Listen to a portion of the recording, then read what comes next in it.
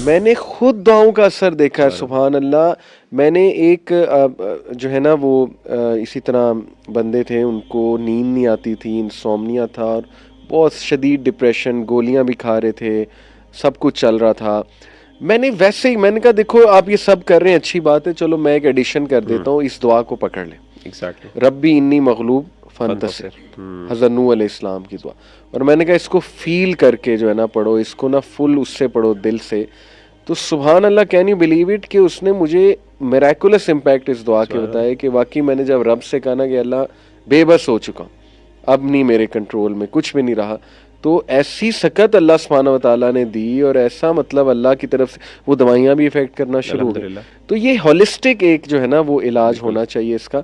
तो just to wind up quickly, कुछ और मैं चाहूँगा हम नसीहत करें, जैसे लड़ाइयाँ फैमिलीज़ में, और फैमिलीज़ में तलखियाँ, तलख मिजाजी, ताने देना एक दूसरे को मेंटल टॉर्चर देना, ठीक है ना, एक दूसरे को डिग्रेड करना, कितने इससे मतलब वो डिप्रेशन जन्म लेती है और कितने ग्रजेस जन्म लेते हैं, और फिर अल्टीमेटली आपने देखा है ऐसी फैमिली में सुसाइडल केसेस भी आपको जो है ना वो बहुत मिलते हैं। तो खुदा के लिए हम रिक्वेस्ट करेंगे पेरेंट्स से भी कि अपनी ज़बानों में नरमी लाएं, सब अपनी ज़बानों में नरमी लाएं, अपने लहजों में नरमी लाएं, प्यार दें एक दूसरे को। इसमें मैं चाहूँगा आप भी ज़रा डांटें, मैं तो कहता हूँ। आखिर मैं इसमें कहता हूँ कि 2-3 चीज़ें मैं समझता हूँ सोल्यूशन के हवाले से अगर आप बात करें ना स्पेसिफिकली, तकदीर का जो अकीदा है ना, अल्लाह की कुदरत, उसको ज़रा समझें ज़रूर और उसके बारे में पढ़ें। बल्कि मैंने एक रिसर्च पेपर भी लिखा था इस पर, एक स्कॉलर के साथ मिलके, और वो पब्लिश हुआ बड़े अच्छे जर्नल के अंदर, इंटरनेशनल जर्नल के अंदर। अच्छा। वो एक इब्न क़य्यिम रहमहुल्लाह ताला उन्होंने किस तरीके से कॉग्निटिव रीस्ट्रक्चरिंग का मॉडल प्रेजेंट किया, और उसके अंदर वो सारा कॉन्सेप्ट है ना वो तकदीर का है, और वो एक्सेप्टेंस की जो आप बात करें ना बार बार, तो मैं समझता हूँ कि एक बंदा जो अल्लाह ताला के इस निज़ाम को या अल्लाह की कुदरत का कुछ ना कुछ, यानी ऑब्वियसली हम उसकी हकीकत तो नहीं समझ सकते बिकॉज इंसान बहुत कमज़ोर है, इंसान की नॉलेज नहीं है उतनी, लेकिन कुछ ना कुछ जब हम अल्लाह ताला की उन चीज़ों को, उन जो अल्लाह ताला के एक्शंस हैं, प्रैक्टिसेस हैं, उनकी कुछ ना कुछ हिकमत को जब हम कंसीव करते हैं ना, तो नेचुरली हमारी जो है ना वो एक कॉग्निटिव रिस्ट्रक्चरिंग ऑटोमेटिकली शुरू हो जाती है वहाँ पे। तो the first thing I would suggest is कि तकदीर के कॉन्सेप्ट को ज़रूर समझें, नंबर 1। नंबर 2 ये है कि मैं समझता हूँ कि अल्लाह ताला से मोहब्बत बहुत इंपॉर्टेंट चीज़ है। सही। अल्लाह से मोहब्बत, जैसे इब्न क़य्यिम ने कहा था ना, वो अल्लाह से कनेक्शन, ये एक दिल की ग़ज़ा है, रूह की ग़ज़ा है। और हमारे नज़दीक, जैसे हमने बात की कि एक मुसलमान के नज़दीक सिर्फ माइंड बॉडी नहीं बल्कि सोल भी है। माइंड के साथ बेसिकली जो दिल है वो ज़्यादा इन्फ्लुएंस, अगर आपका दिल, अगर इदा सलुहत सलुहल जसदु कुल्लुहु, जब दिल सही है तो आपका पूरा जिस्म ठीक है, आपका दिमाग भी ठीक है, आपके ख्यालात भी ठीक है। लेकिन वहाँ पे अगर प्रॉब्लम हो रही है बार बार, तो अल्टीमेटली कोई ना कोई प्रॉब्लम होगी।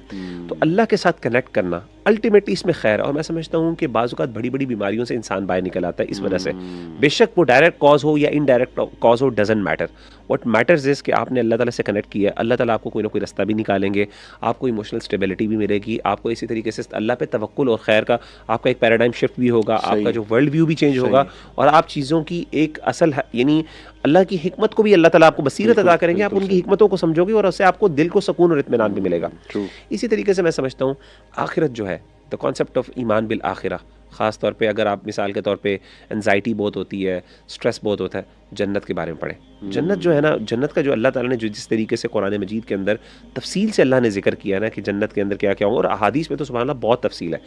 एक उम्मीद, देखें यअस जो है ना, ये एक बीमारी है जो कुरान ने जिक्र की है। मैं समझता हूँ कुरान मजीद ने 2-3, अगर आप साइकोलॉजिकली प्रॉब्लम्स को देखें, 3 बड़ी प्रॉब्लम्स को कुरान ने डिस्कस किया। एक हमको, जो बेसिकली एंजाइटी आप स्ट्रेस कह सकते हैं, और एक हुज़न या हज़न है जिसको हम डिप्रेशन कह सकते हैं, प्रोलॉन्ग गम जो है, और तीसरी अल-यअस मायूसी है। ये 3 चीज़ें कुरान मजीद ने जिक्र की हैं। अगर आप इन 3 चीज़ों को, यानी उम्मीद, मोहब्बत और ईमान बिल आखिरा, ये यानी लव, मोहब्बत, रिजा, उम्मीद, और इसी तरीके से तीसरी चीज़ जो है ना वो है आपका खौफ, अगर आप इन 3 इमोशंस को सही तरीके से मैनेज कर लेते हैं ना, और वो आप लोग ना एक बड़ा अच्छे अंदाज से आप अपने आप को इमोशनली स्टेबलाइज कर सकते हैं। और अगेन इसके साथ ये चीज़ ऐड करना कि फैमिली के साथ one of the major reasons, वो जैसे बड़ी एक longest, one of the Harvard की लॉन्गेस्ट रिसर्च है जिसके अंदर बताया, इसकी कंक्लूजन ये है कि वो लोग जो जो अपने फैमिली रिलेशंस में जिनके अच्छे हैं, सिला रहमी करने वाले हैं, जिनके आपस के मामला ताल्लुकात अच्छे हैं, उससे क्या हो रहा है कि आपकी एक आपकी यानी ऐसे लोग की सर्वाइवल और इस तरीके से वेल बीइंग और हैप्पीनेस स्केल के अंदर बहुत ज़्यादा वो हाई है। तो कहने का मतलब ये है कि ये सारी चीज़ें बेसिक चीज़ें हैं, इसमें कोई रॉकेट साइंस नहीं है, अल्लाह माफ़ करे। हमारा दीन भी बार बार इस चीज़ को हमें हैमर करता है, बताता है। बस that's what we need to do। बाकी बस एंड यही है कि मैं रिक्वेस्ट करूँगा, देखें कोई भी किसी भी हालात से, ये हमारे बहन भाई गुजर रहे हैं, बेऔलादी है या कोई फैमिली इशू चल रहा है, कोई लड़ाई झगड़ा है, कोई बहुत ही आपको मजबूर कर दिया गया है, कोई फैमिली फ्यूड्स हैं, लड़ाई मतलब एनमिटी तक बात जो है ना वो गई हुई है, या अल्लाह माफ़ करे कोई बहन है उसका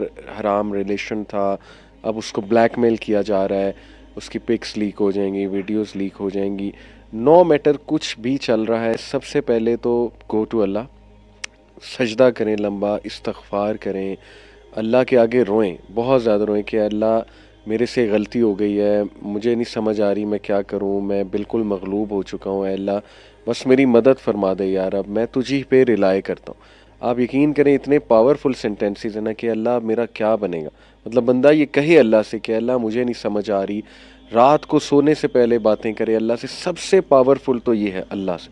दूसरा स्पोर्ट सिस्टम, प्लीज़ अपने इर्द गिर्द ऐसे लोग ढूंढें, दोस्त हो गए, दोस्तों से शेयर करें इंशाल्लाह, और सोल्यूशन है। बड़ी ही रेयर सिचुएशन है कि सोल्यूशन ही कोई नहीं है, मैं मुझे तो नहीं लगता कि ऐसी कोई रेयर, इन्ना माल उसरी उसरा, इन्ना माल उसरी उसरा, बेशक तंगी के साथ आसानी और बेशक तंगी के साथ, एक मुश्किल है तो दो आसानियां अल्लाह, और साथ का कहा है, ये नहीं कि बाद है, साथ है उसके। ट्राई टू लुक इंशाल्लाह कि वो क्या है, वो आसानी क्या है, मुझे रिलीफ कहाँ से मिल सकता है। तीसरा, काउंसलिंग्स भी करवा सकते हैं आप, इवन मेडिसिन अगर प्रिस्क्राइब होती हैं ले लें, डॉक्टर एक कॉम्पिटेंट है, अच्छा साइकेट्रिस्ट है, you can take those medicine इंशाल्लाह, और अल्लाह से दुआ करें कि अल्लाह मुझे हील करें। और टॉक्सिक एनवायरनमेंट से अलहदा होना, ये इसकी शरीयत आपको इजाज़त देती है कि इतना मुंह ना लगे उन लोगों के जिनकी वजह से आपको कॉज किया जा रहा है, और इंशाल्लाह try to seek help no matter what you are going through. इंशाल्लाह मत डरें, अल्लाह ताला जो है वो ज़ात है जो एक ज़मीन से नन्ना सा बीज जो है फाड़ के अल्लाह सुब्हानहू व तआला पूरा एक जो है ना वो पौधा उगा देता है। अल्लाह वो ज़ात है जिसने हज़रत यूनुस अलैहिस्सलाम को मछली के पेट से निकाला, होपलेस सिचुएशन थी वो कम्प्लीटली, तो इसलिए ये जिक्र ला इलाहा इल्ला अंता सुब्हानका इन्नी कुन्तु मिनज़ ज़ालिमीन, ये आपको काफ़ी हो जाएगा इंशाल्लाह। तो ये होपलेस ना हो हमारी यूथ, अस्कार दुआ इसी तरीके से दीन की तरफ। देखिए खैर इसमें है, कंक्लूजन ये है कि दीन की तरफ पलटे, सीधी सी बात है, उसमें आपको कोई ना कोई खैर मिलेगी, आपको हमेशा बेहतरी मिलेगी, और आपको एटलीस्ट अल्लाह ताला आपके लिए कोई रास्ता खोल देंगे जिससे आपको एटलीस्ट अपनी बीमारी को आप ओवरकम कर सकें। और एक आखिरी बात, मुझे कल ही एक यूनिवर्सिटी में एक स्टूडेंट थे, उन्होंने कहा कि sir I have no help, मतलब मैं अपनी बातें शेयर करना चाहता हूँ, आई want to get out of this situation but no one is there to listen to me, no one understands me। तो मैंने वो मौलाना रूमी के कुछ कोट्स बहुत अच्छे हैं, तो मैंने उसे एक कोट बताया कि मौलाना रूमी का कोट है कि if you look darkness everywhere look again you may be the light. Oh सुभान अल्लाह। तो देखें बड़ा एम्पावरिंग के लिए खैर का बायस बन जाए। हाँ, मतलब आप हो सकता है अल्लाह आपसे कोई काम लेना चाह रहा है, सुभान अल्लाह, इसलिए आपको कोई हेल्प नजर ही नहीं आ रही, अल्लाह हो सकता है चाह रहा है आप खुद पढ़ो, खुद एम्पावर हो और दूसरों के लिए हीलिंग बन जाओ इंशाल्लाह। तो इस पर्सपेक्टिव से भी सोचें जरूर। अल्लाह ताला सेहत तंदुरुस्ती दे सबको और शैतान से हमें महफूज रखे, और घरों में नहुसत का माहौल ख़त्म करें, कुरान मजीद लाएं। ये म्यूज़िक और ये सारी चीज़ें जो है ना नहुसत लाती, नहुसत से फिर डिप्रेशन, वो उसका आफ्टर इफ़ेक्ट है एक। तो अपने घरों में भी इस्लामिक माहौल लाएं, कुरान मजीद की तिलावत चलाया करें इंशाल्लाह। अपने बच्चों को समझें, अगर किसी को डिप्रेशन है प्लीज़ समझें, एम्पैथी दिखाएं इंशाल्लाह। और रिलीजियस लोगों से भी दरख्वास्त है कि ज़रा अंडरस्टैंड करें, अगर कोई बंदा OCD या इस लेवल का आ रहा है तो उसको ऐसे ही मज़ीद टास्क ना दिए जाएं, मतलब अगर आपसे नहीं हैंडल हो रहा तो मत हैंडल उसको करें। तो अल्लाह ताला हमारे हालात पर रहम करम फरमाए। जज़ाकुमुल्लाह खैर। अस्सलाम वालेकुम।